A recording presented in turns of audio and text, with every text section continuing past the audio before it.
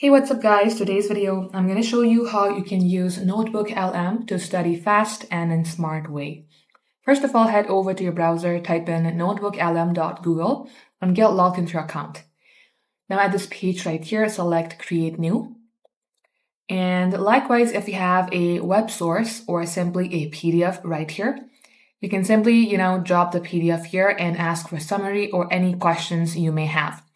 In my case, I would like to, go to a YouTube video, share the link and ask for its summary and ask questions that I may have. Let's go ahead and paste the link right here and simply select send.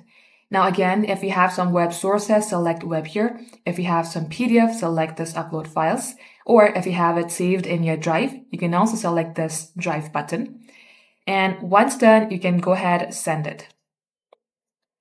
Now this might take a while depending upon how long the YouTube video was. In my case, it's around 19 minutes.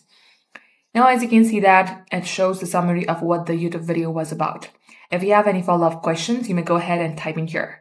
And if you have any follow-up questions from the PDF that you uploaded, that works as well, typing the questions here.